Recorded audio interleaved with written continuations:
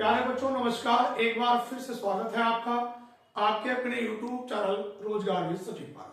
बच्चों 27 दिसंबर में UP police constable में जिन बच्चों का डीवी पीएचडी हुआ है उनका क्या हाल हुआ है, 27 दिसंबर में कितने बच्चे पास हुए हैं, कितने फेल हुए हैं, उसी आंकड़े को हम जानेंगे और किस आधार पर बच्चे सबसे ज्यादा बाहर हो रहे हैं और लड़कियां सबसे ज्यादा किस चीज में बाहर हुई हैं, इसके बारे में हम लोग जानेंगे।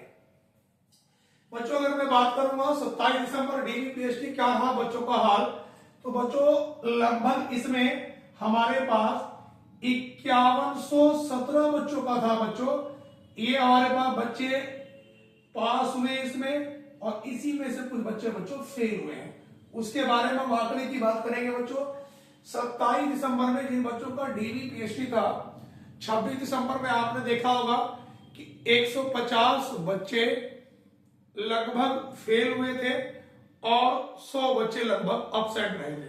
तो हो सकता है कि जो बच्चे अब्सेंट रहे हो उनका एनटीपीसी का पेपर हो, उनमें से कुछ बच्चे इस वजह से भी नहीं आए होंगे।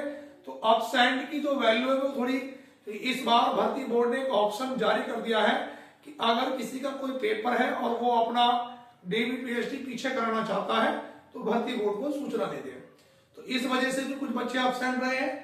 तो अब 27 दिसंबर का जो आंकड़ा है बच्चों वो भी इतना ही रहा कि लगभग कुल मिला के 5 से 6% बच्चे फेल और अब्सेंट रहे हैं।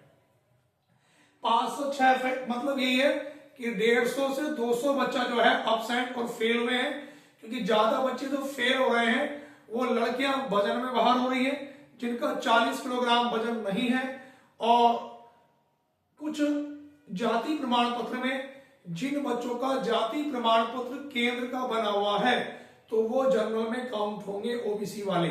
ये बात ध्यान रखें। अगर कोई समस्या है तो बच्चों अपना एफिडेविट जरूर बनवा लें।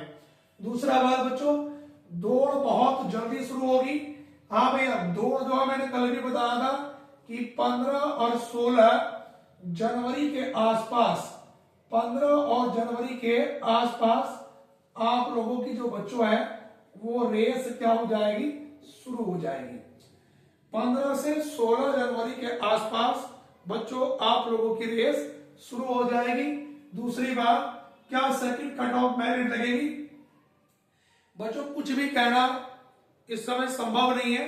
वैसे मैं बताऊं सेकंड कट ऑफ लिस्ट लगने के चांस बहुत कम के बराबर दिखाई दे रहे हैं, क्योंकि मैं तुमसे बताऊं लगभग 1,74,000 बच्चे इन्होंने पास करे हैं। मैंने मान लिया कि 10,000 जो बच्चे हैं अगर वो इनका डॉक्यूमेंट्स वेरिफिकेशन में बाहर भी हो जाते हैं तो जब भी हमारे पास 1,64,000 बच्चे बचते हैं। उसके बाद अगर हमने मान लिया बच्चों कि ज्यादा भी अधिकतम अगर हमने मान लिया कि जो हमारे पास मतलब जो है बच्चे बाहर होंगे रेस में, अगर हमने मान भी लिया कि चलो 40,000 बच्चा हमने ज्यादा से ज्यादा रेस में मान लिया तो 0, 0, 4 और ये बच्चों 2, तो 1,24,000 बच्चा भर्ती बोर्ड के बाद जब भी बच रहा है तो सेकंड कट ऑफ लगने के तो बहुत कम चांसेस हैं, क्योंकि काफी ज्यादा समय मिल गया है रेस के लिए। रेस में बहुत ज्यादा बच्चे इस बार फेल नहीं होंगे। तो सेकंड कट ऑफ के बारे में जो बच्चे सोच रहे हैं, भाई अगर हाँ बहुत अधिक मात्रा में बच्चे रेस में फेल होते हैं तो सेकंड कट ऑफ लिस्ट लगने के चांसेस है, वरना 90% सेकंड कट ऑफ लिस्ट नहीं लगेगी। ये अपने मन में आप लोग बिल्कुल अभी से सोच लें। सबसे ज्यादा बच्चे किस चीज में बाहर हो रहे हैं? देखो जो 26 और 27 दिसंबर का जो बच्चों का डाटा हमारे पास निकल के आ रहा है, जो हमारे पास बच्चों से जिनसे हमारी बातचीत हुई है कि सबसे ज्यादा जो बच्चा है वो किस चीज में फेल हो रहा है। तो देखो तुमसे मैं बताऊं, सबसे ज्यादा एक तो बच्चा फेल हो रहा है बच्चों जाति प्रमाण पत्र में, जाति प्रमाण पत्र में, और दूसरा हाइट जो है, हाइट में भी कुछ बच्चे फेल हो रहे हैं जिनकी हाइट पूरी नहीं है या जिसकी एक 68 सेंटीमीटर अपने नापने में है, तो बच्चों वो भी बाहर हो रहा है, क्योंकि आपके नापने में और भर्ती बोर्ड के नापने में बहुत अंतर होता है। तो वो भी बच्चा यहाँ फेल हो रहा है। दूसरा जो लड़कियां हैं वो वजन में बाहर हो रही हैं, कि वजन में क्या है कि जैसे किसी सेंटर पर 150 लड़कियां बुलाई गई हैं तो 2 से 5 लड़कियां 150 में से वेट में बाहर हो रही हैं। तो मैं लड़कियों से कह रहा हूं कि जिनका 1-8 किलो वजन कम है, अभी भी समय है, और जब आप सेंटर पर जाएं तो अपना 1-8 लीटर पानी पीकर केले वेले खाकर जब जाए तो जो 1-8 किलो वजन है आपका, वो आपका बच्चों पूरा हो जाएगा।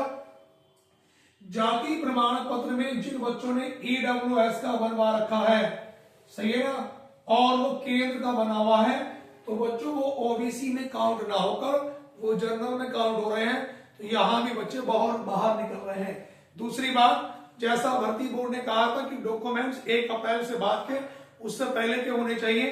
अगर आपने फॉर्म भरते हुए दूसरे डॉक्यूमेंट लगा दिए और यहाँ पर दूसरे दिखा रहे हैं तो ऐसी कंडीशन में भी बच्चे बाहर हो रहे हैं।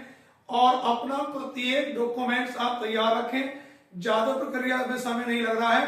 5-5 बच्चों को वो अंदर बुला रहे हैं और 15 से 20 मिनट में उन 5 बच्चों के डॉक्यूमेंट्स वेरिफिकेशन कंप्लीट हो रहे हैं। किसी का फर्जी डॉक्यूमेंट से वो बच्चा बाहर हो रहा है।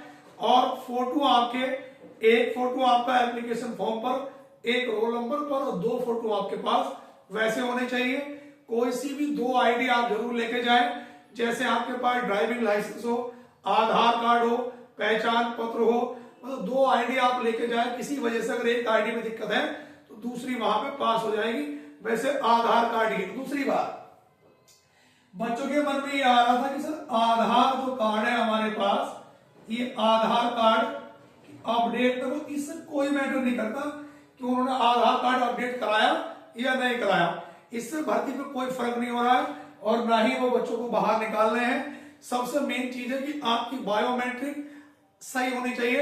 अगर आपकी बायोमेट्रिक मैच हो जाती है तो आपको किसी भी प्रकार की कोई भी समस्या यहाँ पे देखने को नहीं मिल रही है।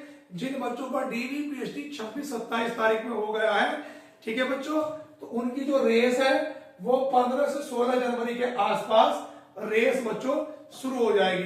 अभी भी रेस में इतना समय है कि जिन बच्चों ने अभी तक भी रेस शुरू नहीं करी है वो भी अपनी रेस कंप्लीट कर सकते हैं। तो भैया अपना जो है, और कट ऑफ के बारे में मैं बता दूं कितनी मेरिट बढ़ेगी, वो मैं अगली वीडियो में बता दूंगा कि फाइनल कट ऑफ कितनी बढ़ सकती है और कितनी नहीं। सबसे पहले आप अपने डॉक्यूमेंट सारे कंप्लीट रखें। दूसरा, 28 दिसंबर में जो आज है, जिन जिन बच्चों का होगा मैं उनसे बातचीत करके कितने बच्चे पास हुए, कितने फेल हुए, वो सारा आंकड़ा मैं वीडियो में बता दूंगा। तो सभी विद्यार्थी जो भी यूपी पुलिस कांस्टेबल का जिनका भी DV PhD है, भैया चैनल को जरूर सब्सक्राइब कर लें पल पल की खबर के लिए और बेल आइकन को जरूर दबाएं। धन्यवाद। जय हिंद, वंदे मातरम।